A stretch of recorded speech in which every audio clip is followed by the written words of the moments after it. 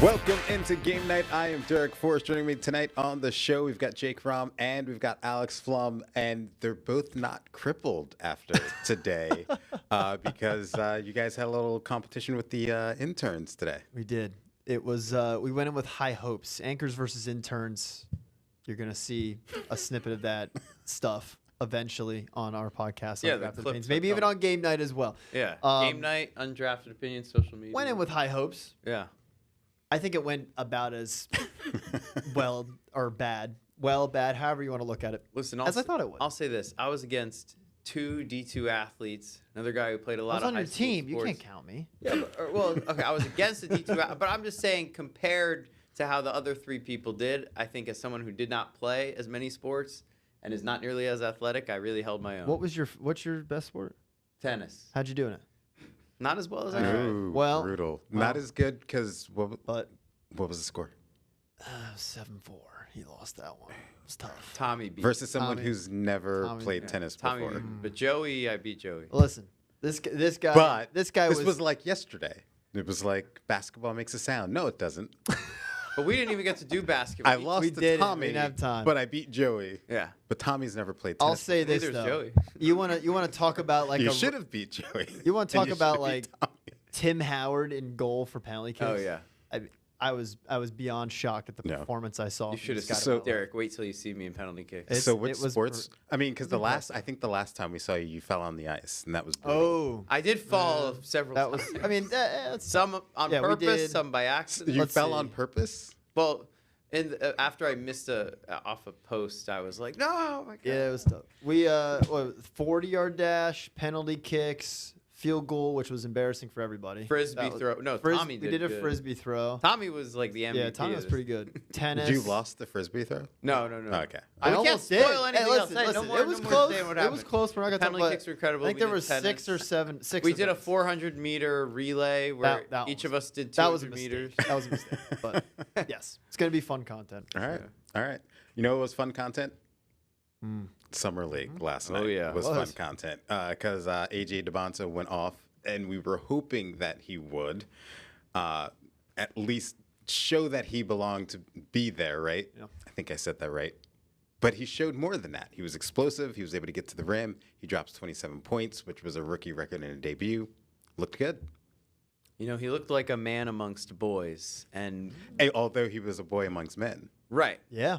But I said the same thing about Emmanuel Forbes when he was a rookie for the Commanders, and my best friend makes fun of me to this day. Like, how could you say that?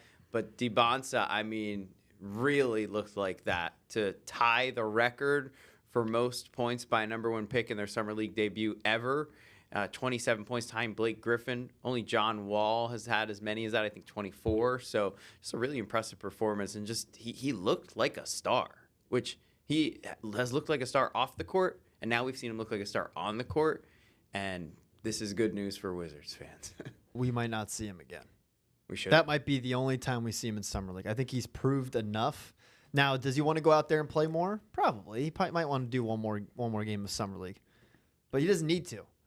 We talked about the anticipation and what our thoughts were going in, and I think I downplayed it. I was like, don't be surprised if he doesn't have a good game. Let's not make it the end of the world. Should have been hyping this guy up. I mean, seriously, this is ridiculous. It's unbelievable what he did. Because, like you kind of mentioned, Derek, it wasn't just driving to the lane, getting a dunk. He did a reverse underneath, reverse layup underneath. He got to his midi, which he talked about in his press conference, getting to his mid-range shot, and he compared himself to Len Bias, which was a cool comparison, especially for this area in the DMV and the University of Maryland. But it was everything on the tool belt came out in this match. You saw him everywhere, and he was doing everything. 27 points. I think it was 7 rebounds, 2 assists. I think the only don't thing think it can go any better. the only thing he didn't do was hit a 3. He didn't need it, Well, which is crazy. He missed several, but He that's takes the one shot, thing we missed. From He him. takes the one shot that they're trying to get rid of in the NBA, which is a mid-range. Yeah. It's a 3. It's a layup. No one wants him to, but I mean, Kevin Durant he's likes going to to be a take mid-range those. guy. He's going to be a mid-range guy for sure, and he just looked the part. It looked awesome. Yeah, I thought he looked good. He did everything I needed him to. I said this to Chris Russell, Denton Day earlier today.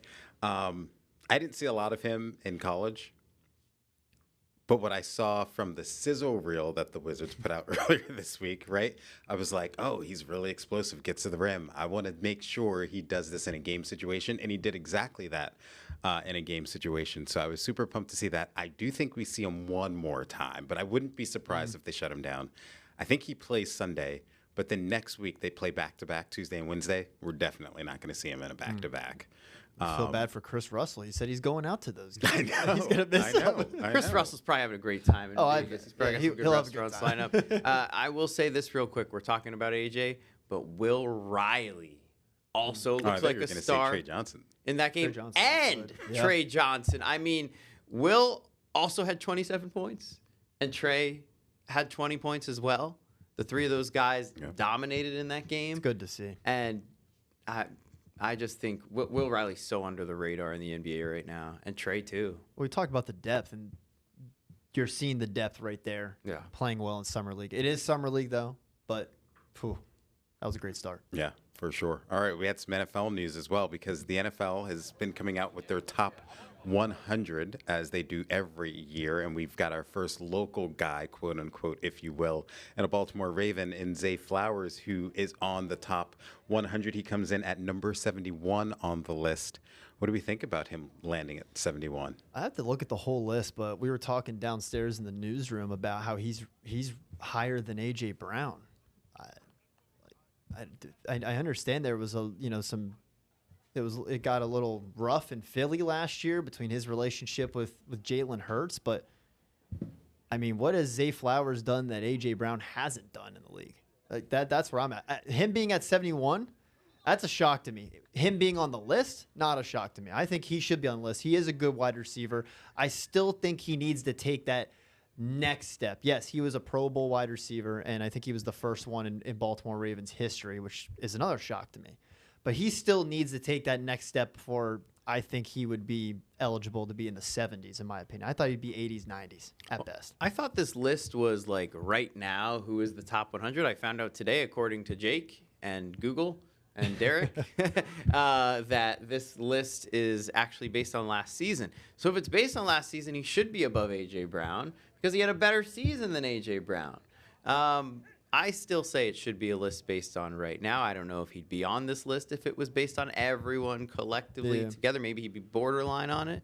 But he had a pretty good year last year. He took a step forward, I think. He did. It still needs to do more. Yeah. You want to know why you know it's about last season? Because Bobby Wagner's on the list at 80th total, and he's currently a free agent. So that's how we know. But yeah, I think he deserves to be in the top 100. I mean, when you look at last year, because it is based off of last year, 17 games, 86 catches, over 1,200 yards, and 5 touchdowns. I'll ask you this. When was the last time Lamar Jackson threw it to someone, a receiver, who ended up with over 1,200 yards receiving? Not be ever. I always feel like he's kind of been handcuffed a little bit by his wide receivers. He's never had really a top guy, but when Zay Flowers got drafted, we assumed that he would be. Mm-hmm. And even though it comes across that he isn't producing, like if I didn't say it was 1,200 yards, would you guys have guessed that he had? I knew he had 1,000. You know what I mean? But here's my thing: is like wide receivers. Like how many wide receivers were over 1,000 yards? How many were over 1,200? Like that's where I would start to measure really how good his season was. The 5 touchdowns is the part that really gets me. Yeah, like that's low. Like a number 1 target should be around the 7 to 10 range. Yeah, a true number 1. So he's still below that. Like Terry 2 years ago having like 13 or whatever was way over the ceiling of where he should have been. Like, but 10 touchdowns should be what you're looking for as a number 1 wide receiver, and he was half that. He was 7th in the NFL. He was 7th in yards. Only 7 players had 1,200 or more. Okay. What I'd like to see is more touchdowns. I'll understand. Then the 71 I think is warranted because that means those guys should all. I mean, there's going to be plenty of receivers. He only had 5 touchdowns. That's what I was saying. I think that's just a little low for him. Yeah. All right. So that led us to think there's no commander on that list right now. But if there could be a Washington commander on that list, who lands in the top 100? And again, if we use the same criteria, it's based off of last year. I mean, Tunsil's probably the only one. I mean, it was a bad year for a lot of commanders, Jaden included, not being on the field enough. Terry also not being in and out of the lineup and not having his best year coming off of his best year. So mine would be Tunsil. I think Tunsil's coming in this next range of whatever it would be, 69 or 70 to 61 or whatever. I think Tunsil lands either there or maybe right above 50, like in the 55, 57 range, because he still has proven. We don't see him much at practice in the offseason, but he doesn't really need it. The guy shows up and protects Jaden to the best of his abilities on the blind side. So I think he would be the for sure guy that I think makes this top 100 list. If it was based on right now, I think we would see Tunsil, Jaden, and Terry on there. I think we'll for sure see Tunsil. I think Jaden actually does deserve to be on it still. I know last year was rough. I know he dealt with all the injuries. But we seem to forget that when he was on the field, he still played well in the limited time we saw him. Like, the struggles a lot had to do with the defense and other things. Like, Jaden quietly had good games last season. He also had bad. The Vikings game was not good before. No, I also don't think he was healthy. But he was on the field, You're healthy enough to play. I mean, you think back to that Chargers game last year. Chargers game was good. They were 3-2. He had a great game. They were on a good trajectory. And I don't know. I think Jaden should still be on the list. I mean, Jaden was healthy against the Seahawks. That wasn't a good game. That was even before the injury. That was a rough. Wasn't a good game for anybody, though. That was rough. Yes, but we're saying when he's seen. on the field and healthy that he Yeah. usually plays good, and those are two examples of him not playing good. Yeah. I agree that Larry Tunsil is in the top 100 if we're going off of last season. I think that's it. I also wouldn't be surprised if they put Jaden on there. Yeah. But if you ask the coaching staff, Nick Allegretti is going to be on there because Tyler Biotish is certainly going to be on that list. And they said, you know what? We're not going to sign Tyler Biotish because we think Nick Allegretti is better. Biotish That's will what be I'm on getting at. I think Biotish will be on that list. Really? Yeah, I think so. No chance. So No chance. I don't know. He would have been like the. Was he on it 100. last year? I think I can't remember who was on it last year, to be honest. it was with you. Tunsil, Terry, and I think Jaden, and maybe Bobby and Frankie. Bobby was on it Bobby last and year. Frankie. If Jaden was making the list, he would have been in the 90s in my opinion. Bill should have been 100. I'm just kidding. Bill was good. All right. Chega Conquo will be on it next year. Ooh. He might be. All right. We got to move on. Coming up on the show, we're going to hear from Denton Day, and I'm going to get his reaction on A.J. DeBonce's debut. That's coming up next on Game Night.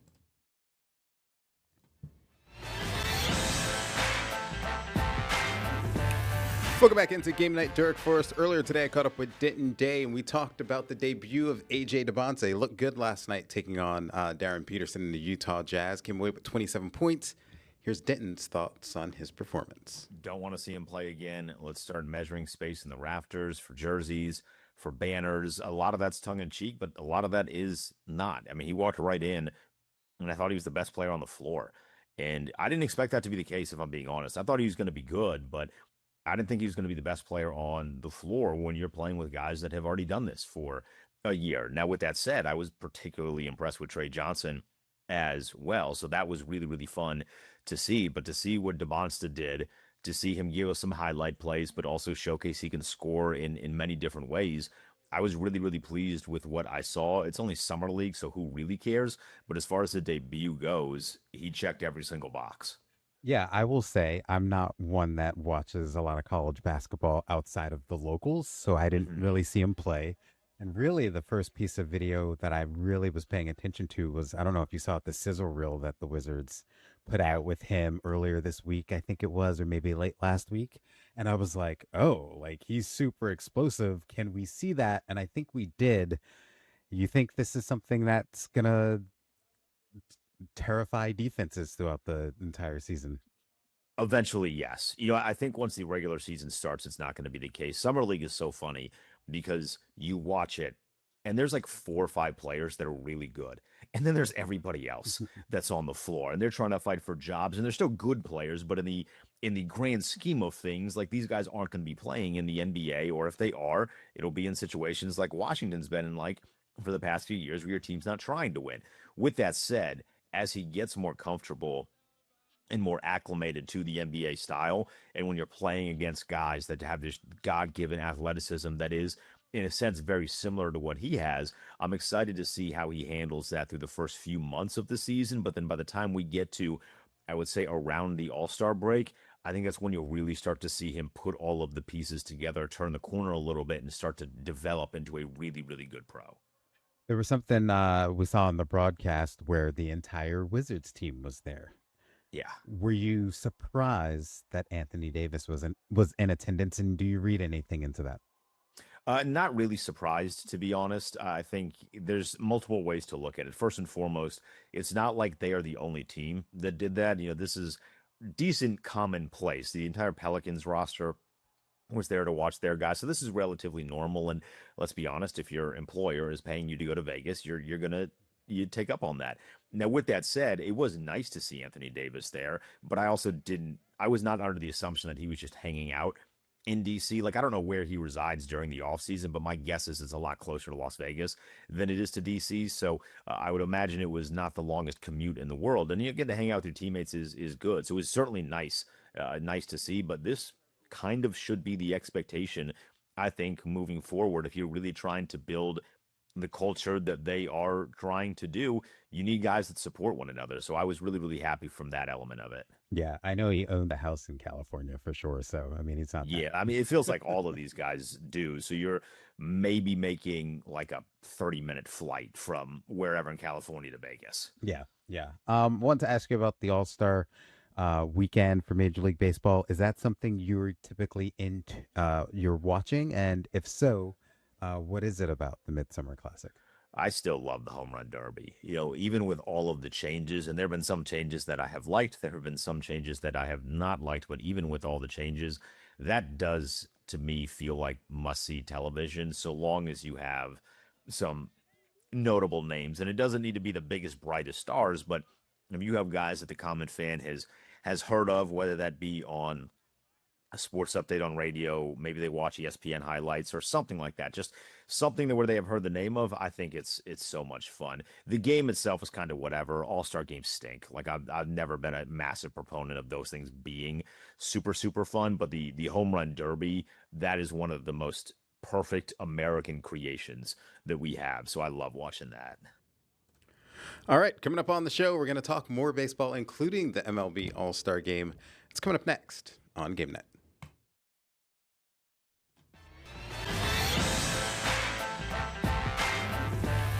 Welcome back into Game Night. Derek Forrest alongside Jake Rom and Alex Flum. We're talking a little baseball because it is the All-Star week next week. We've got the Home Run Derby, Celebrity Game, and we've got the Futures Game and the All-Star Game. You guys are going. Mm-hmm. I've been to an All-Star Game before. What are you guys looking forward to the most?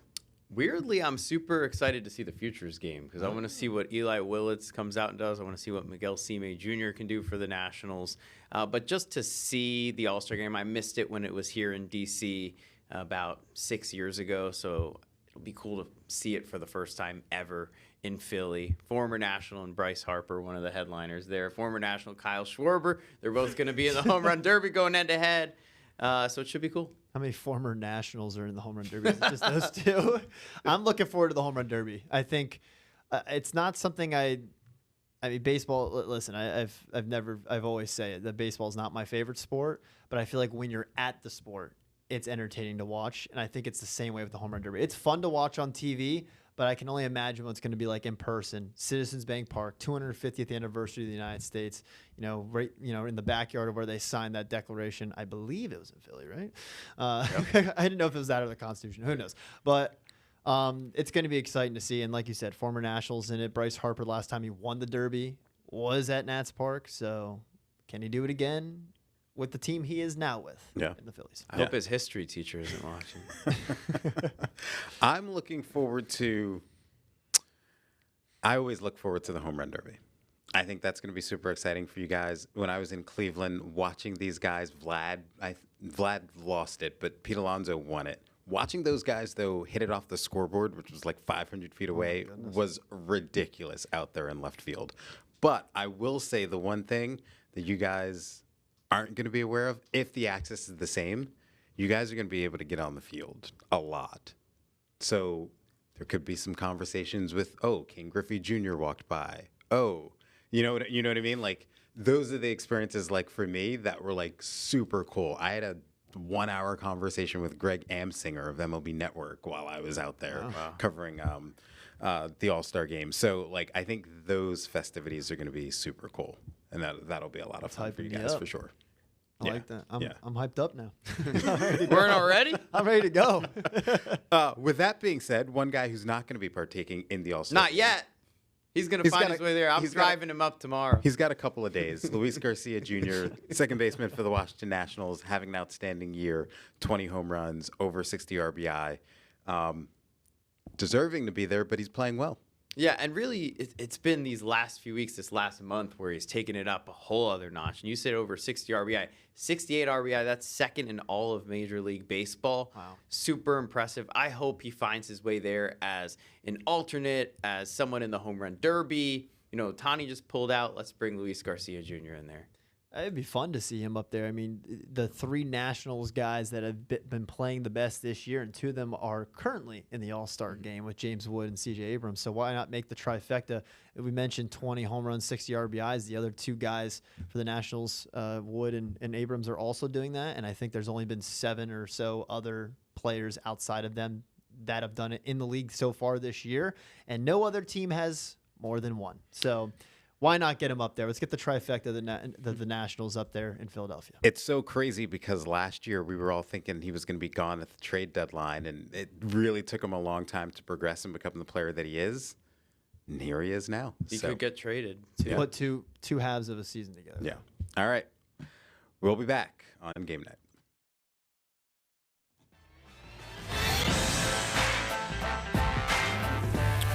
Welcome back into Game Night. Derek Forrest alongside Jake Rom and Alex Flum. It is WWE Night, July 25th, I believe it is, for DC United.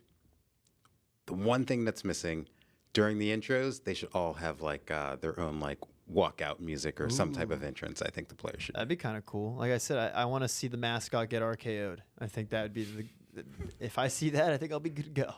That'd be awesome. What do you have against that mascot? Nothing, but I mean, like that just plays into the the WWE vibe. It'll that be or cool. like if you could smell what DC United's cooking, like something like that. I want to see Derek out there with the Game Night belt. I would 100% do it. 100%. You We would do could the probably make it RKO. happen. You would do the RKO. I would do it.